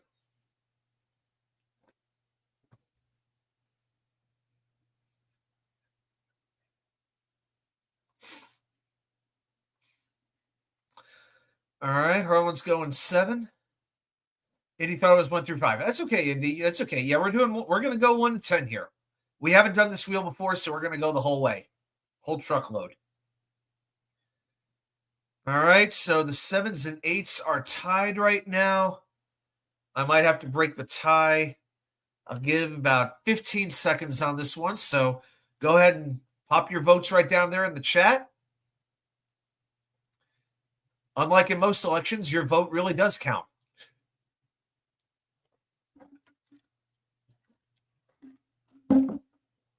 Andy wants to go 7.5. No, we don't. I'll round that up to 8, dude. All right. I'm gonna go. Just looking at this list, there are some really, really bad ones that I think we're gonna wind up landing on. I'm gonna go 7. Because at least he played and started for the Jets for a couple of years. It's just he was very disappointing. So I'm going with a 7. All right. So 6 2/3, Duncan. All right, I got you. So number 7 will be Dave Cadigan. All right, here we go. Spin number 3 in 3, 2, 1.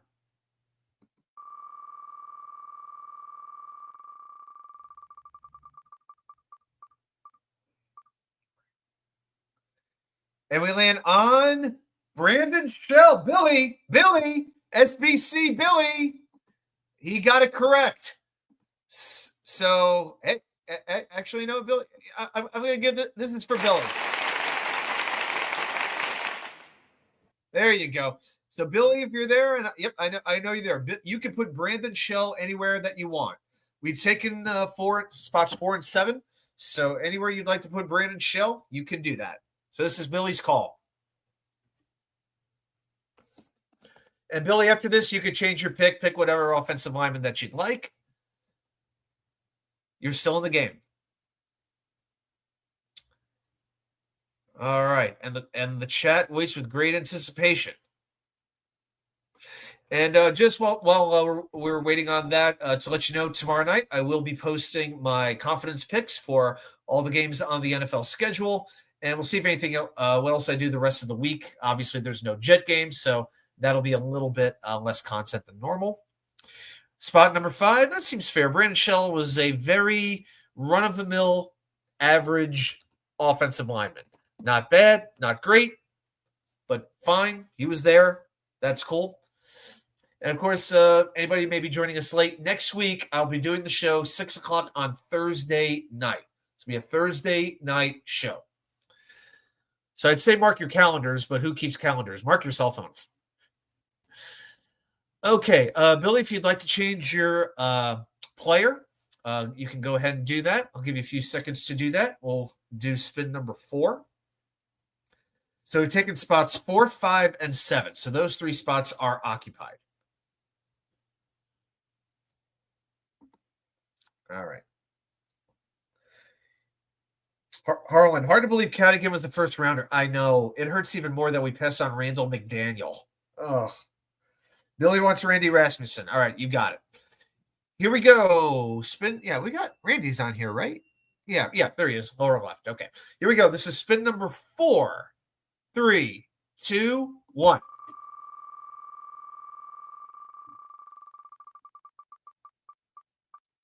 And we're coming to a stop on one of the greatest New York Jets offensive linemen that there ever was. A Hall of Famer.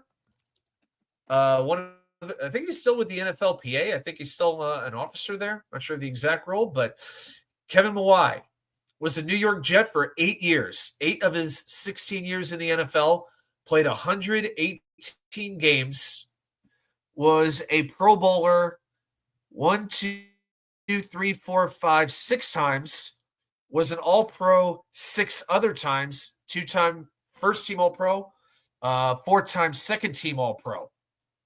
So absolutely one of the best to ever do it. So to me, the only question is, where are we going to put Kevin Mawai, 1, 2, or 3?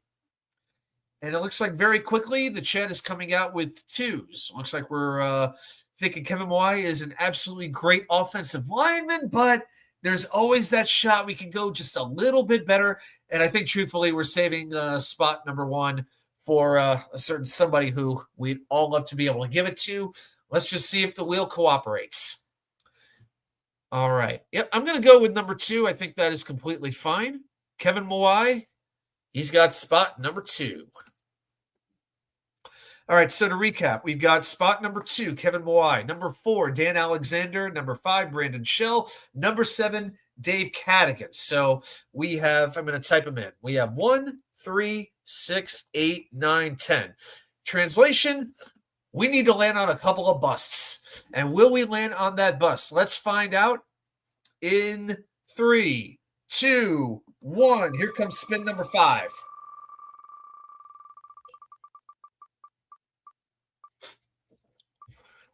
Oh, you're landing on one of the greats. Maybe this guy might be on my Mount Rushmore. Winston Hill. No Jet. I say this every time. No Jet made more Pro Bowls than Winston Hill. Winston Hill, Hall of Fame, just like Kevin Mawai. He played for the New York Jets for 14 years, went to the Rams for 1 year, made 8 Pro Bowls, became second-team All-Pro in 1969, and was an absolute rock protecting Joe Namath. I'll tell you this, from 1964 to 1975, Winston Hill did not miss one single game. Started 14 games in 64, 65, 66, 67, 68, 69, 70, 71, 72, 73, 74, and 75. That is an Iron Man right there. Had his barbecue restaurant in the Denver airport as well. We can't forget that as well. I'll feel bad if we land on Mangold now, but to me, it is very hard to not give spot number 1 to Winston Hill. Billy wants to go 3. Indy and Harlan want to go number 1. Oh, the ace of spades. The ace of spades. And don't forget the Joker. All right. I actually have that song on my running playlist. It's like it's only about 2 minutes long, but yeah, it definitely gets you going. It definitely it gets your motor running, no pun intended. All right, guys, you know what? Winston Hill, I got to put him ahead of Kevin Mawai. Believe it or not, I've got to. Winston Hill, he will get the top spot on our list tonight.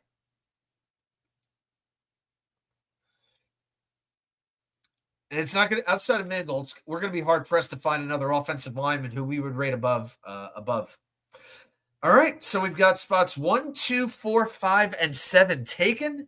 Now we're down to spots 3, 6, 8, 9, and 10.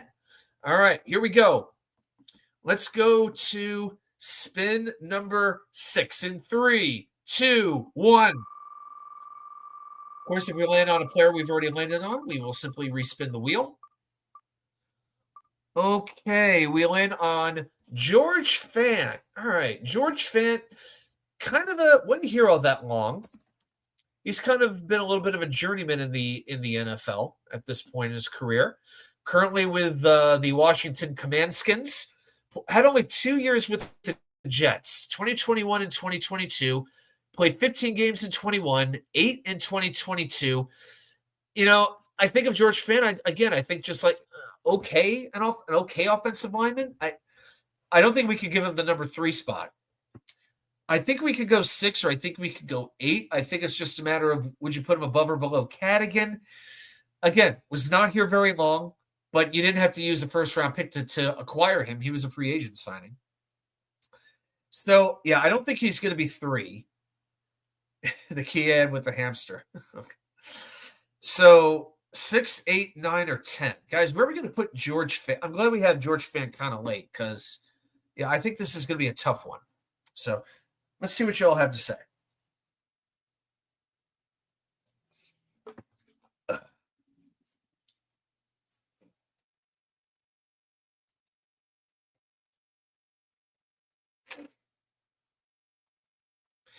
All right, I see Harlan wants to go with an 8. Yeah, I think that's pretty reasonable. Yeah, because we got to come up with 3 like busts out of 4 picks if we don't put Fant at 8. Yeah, I think this might be the best way to go, at least for the sake of the list. All right, I can get behind it. Indy wants to go a little bit lower. He wants to go number 9. I will tell you this. And there might be a couple of names on this list where you might be like, who the frick is that? And it's okay if that's the case. There is one name in particular I kind of hoping that we're going to land on, and we can put him at number 10. But I'll just kind of let that go for right now. So. All right. I'm going to put George Fant at number 8. I think that's the right spot. Okay, so we've got 4 spins left to go here. We've got spots 3, 6, 9, and 10. Got Winston Hill at 1, Kevin Mawai at 2, Dan Alexander at 4, Brandon Shell at 5, Dave Cadigan at 7, George Fant at 8. So let's go to spin number 7 in 3, 2, 1. I hope we land on DeBrickashaw. I mean, yeah.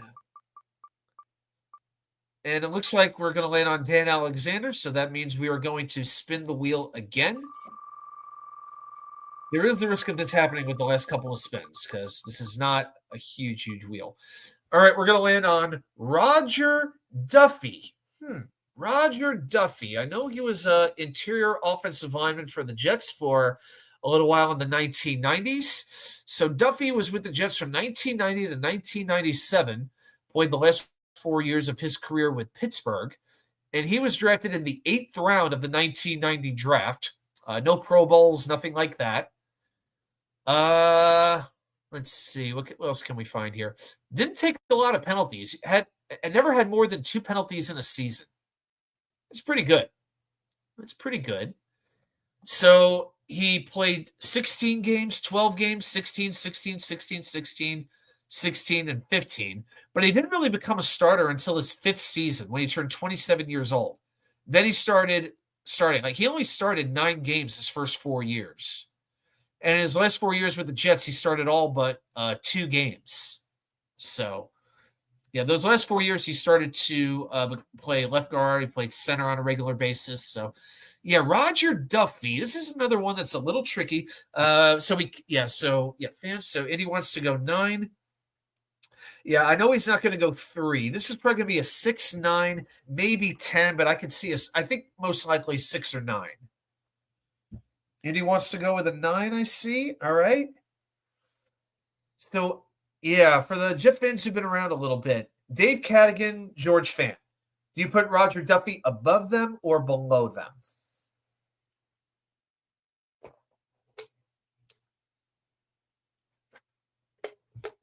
Okay.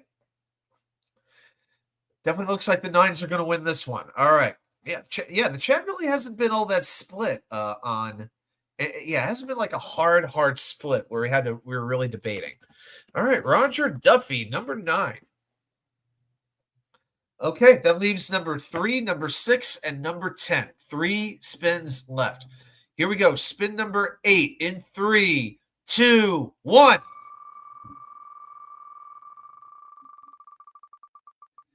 And it's going to come to a stop on, is it going to be him? Is it going to be him? It has to be. It's Colin effing Baxter. Guys, this is who I wanted to land on. And if you didn't listen to Rich Cimini's podcast, you might be wondering, who the fuck is that? I'll tell you. So he is a 38-year-old journeyman who played in his NFL career a total of 12 games, 9 with the San Diego Chargers and 3 with the Jets. And it was a game in 2011. This was a game where Nick Mangold was hurt. He just couldn't move. And the Jets were playing a night game in Baltimore. I remember the Ravens were wearing black. And on the first play, a blitz, I think it was Ed Reed, came off the side and just demolished Sanchez.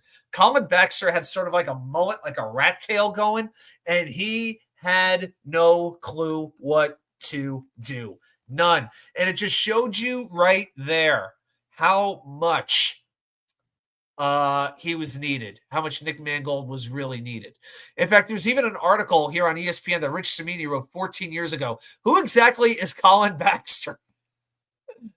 Oh, my God. 4-year starter at Arizona. Had 2 stints with the Chargers. In high school, he was named Player of the Year for a section and posed for a newspaper photo in front of his prized possession, a 1964 Ford Galaxy. Nate Carroll, quoted by the paper. Nate Carroll, oh, that was one of his teammates. That's Pete Carroll's kid. Said the car gives him personality. It's loud and you could see it coming. Colin Baxter was horrible. He was not put in a fair spot, but I put him on this wheel for a reason because he magnifies just how great Nick Mangold was. 10, 10, 10. All right. We got number 3. We've got number 6. So we're just looking for good, solid, good Jets. Here we go. We just don't want any busts. Here we go. Spin number 9 in 3, 2, 1. Can we do this? Looks like a respin. We're going to land on Winston Hill, so we're going to spin that one again.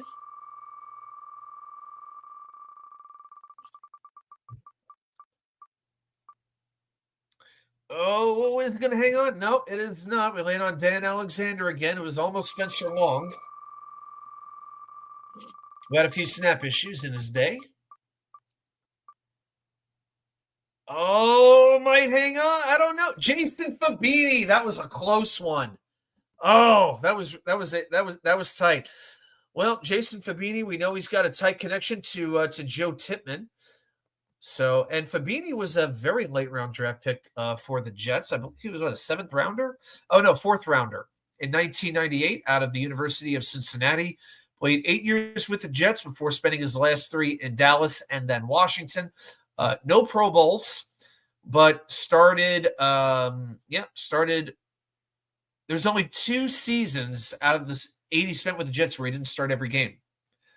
Yeah, one season, 99, he missed 7 games, and then 2005, he missed 7 games. But, yeah, he played right tackle. He played left tackle. Very, very versatile. So, Jason Fabini, are we going to put him at 3 or are we going to put him at 6? Indy wants to go 3. Harlan wants to go 6. So, we're comparing him to Dan Alexander at 4 and Brandon Shell at 5. Where are we going to put him? This is a tricky one. It's one of those things where the last spin will either make this or break this. Fabini's from Fort Wayne, Indiana, near Indy's hometown. Nice. Near Jason's hometown. Awesome. Been through Indiana many, many, many, many times. Many times.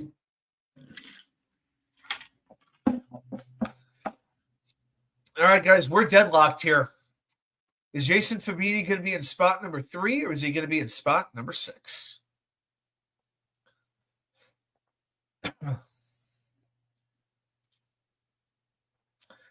Brock Bauer says he's ready to roll. Oh, very cool.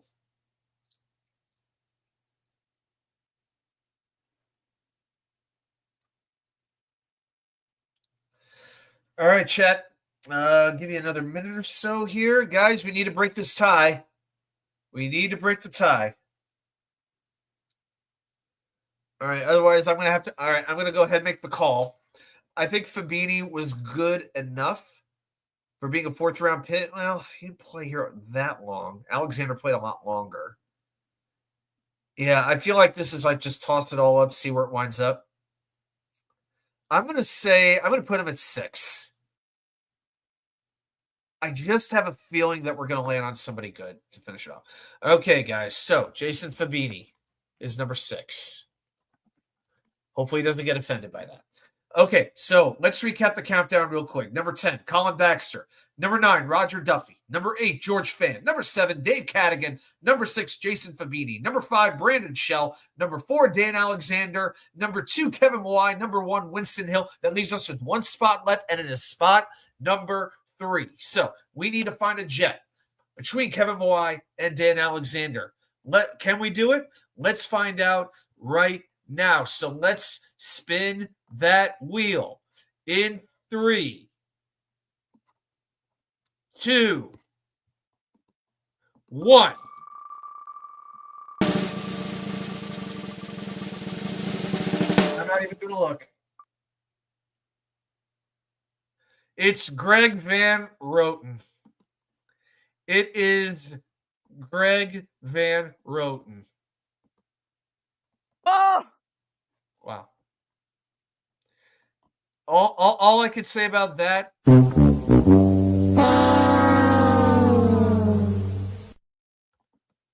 We freaking blew that one. Wow.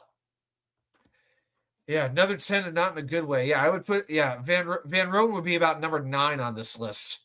I put him ahead of Colin Baxter, but that's about it.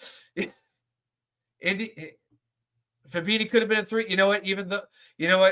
I could have put Fabini in 3, but Van Roten, you can't put him ahead of Dave Cadigan or George Fan and not even Roger Duffy. So either way. Another 10, says Harlan. Billy says 15. You know what? That deserves a double one. Yeah. So, all right, guys. I'm going to tell you what. This has been a fun show. I'm glad we got to do the offensive line wheel for the first time. So, thanks everybody for joining me. I had a great time. We went an hour 45 tonight. That's great. That's fantastic. So, again, be sure to share the channel with a friend, an enemy, an in-law, an outlaw, anybody who it might be. Greg was so bad. He's still hanging around the league, but he still hangs around. He's like Rasputin. You can't kill him. He's like a cockroach. You can't stomp out. Like a flea, you can't smash, Still hanging around. So, again, we'll be back next week, Thursday, for that week to do next week's show. So that'll be like a trade deadline recap. Let's see what happens. If there's any news, we'll see what winds up going down. But everybody, enjoy a stress-free weekend of football. Take it in. Enjoy it. Enjoy some fall activities. If you're doing Halloween, be safe. Have fun. Eat a lot of candy or don't eat a lot of candy. Have a lot of pumpkin spice stuff or don't have a lot of pumpkin pie stuff. So I got a local Italian place. It's got $10 pizzas, all toppings included. So I might take advantage of that, I'm thinking. So everybody, again, you guys rock. Thank you so much for hanging out with me tonight. Have a great rest of your week, and I will see you all right back here with more content from you know where. The Wicker Chair. Have a good night, everybody.